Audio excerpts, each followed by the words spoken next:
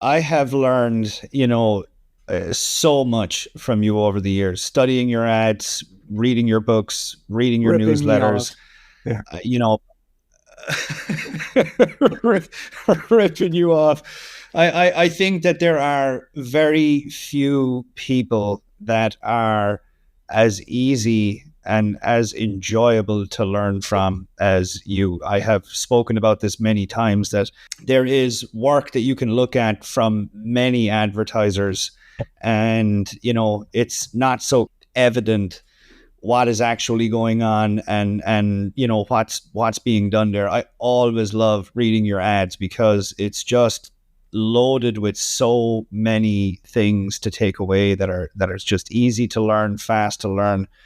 I have said it before, I'll say it again, I'll keep saying it forever. I have spent years reverse engineering your ads, and this has been a long time coming for me. I have always enjoyed talking with you and learning from you. I've mentioned on many occasions that you gave me the gift of your swipe file. I think about 20 years ago. I spent 12 years living in a new country every year, and I carried your swipe files around with me. There's so many things that I would love to talk with you about, and of all of the copywriters out there, you just seem to me, from studying your stuff, to have such a powerful investigative reporter style strategy for researching. How do you go about that? How do you tackle finding a really great hook, a really great story on a product or a guru? Okay. First of all, I'm trying to get Gary Halbert in over my right shoulder up here. Let's say that's a photo from Gary Benzavinga's event. Were you there in New York? I was not there, but I was living with Gary at the time, Yeah, and oh God! So I he was wouldn't I, let you I out of the condo, right? he wouldn't let me out of the dungeon to go there. Oh I was God! locked up and not allowed out. The reason I enjoy talking to you so much, it's funny. I was asked by a major guy. I won't name him because he's I don't know if the book's going to come out or not. But he wants me to do a chapter in a book about how to help writers who are already at a really good level, how to get better. So almost like talking to the A-listers about well, what are you missing in your life, and I never think about the same stuff that other people think about, and I think that's and I'm waiting to see if he's going to approve what I came out with, because my thing was basically, lead a more exciting life. Um, it's hard to have stories to tell. It's hard to connect with the great unwashed heathens out there if you haven't sampled their life, if you haven't hung out in bowling alleys and and talk to people who don't share your bullshit American views on politics and stuff. It's impossible in a lot of ways.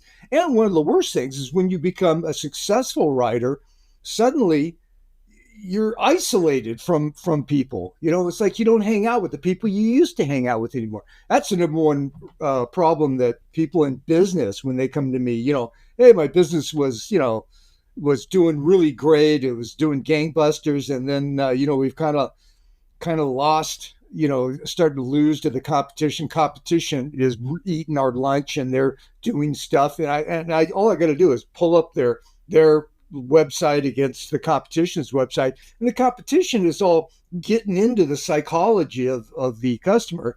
And the guy I'm talking to has just lost touch with his audience. He's no longer semi broke or desperate or really excited about the stuff. He's kind of bored with it. And when you lose touch with the people you're going after, you're dead in the water. The competition are like piranha. They're just gonna, they're just gonna feed Yeah. on you until you're nothing but a skeleton. And it's a lot of business owners don't want to hear that shit. But when I was as far as gathering background information, when I was a kind of a cub, I guess, to myself. I'd never met another copywriter before, or excuse me, another freelance copywriter before when I started being a freelancer. I had to make up the job on my own. I'm living in my little hovel at the beach in Los Angeles. And I hadn't met anybody, and I was getting my ads from the LA Times want ads, or not my ads, my job prospects. People would say writer wanted, and I'd go, and eventually I found the Writers Guild, and I started getting hooked up, and I got some jobs, and because I was willing to work all night and do a job and turn it in the next day, when they were thinking they'd give me 2 or 3 weeks to get the job done, and suddenly they're like, oh yeah, so they bring me back in. Then they talk to me, say, hey, I found this writer, I'll work all night and get it to you tomorrow morning, and got my reputation going. But what I learned to do is never get my information about a client that I had from the client. He would say, yeah, my business does this, my customer base is, they're all like this, and blah blah blah, and they talk, and I go, okay, and I'd make my notes, and then I'd go and I'd talk to the people who would talk about him behind his back, like if he had salesmen in the street or on the phones, I talked to them. I talked to customer service. I talked to the receptionist. The receptionist was a great font of information that the client often never knew about. So the owner of the business was often so out of touch with what was going on. It would sometimes be hilarious. And it's like they wouldn't tell him. The salesman didn't tell him he was wrong when he said, I got a great idea for a headline or a new product or something, and it'd be crazy. And they might stand up to him.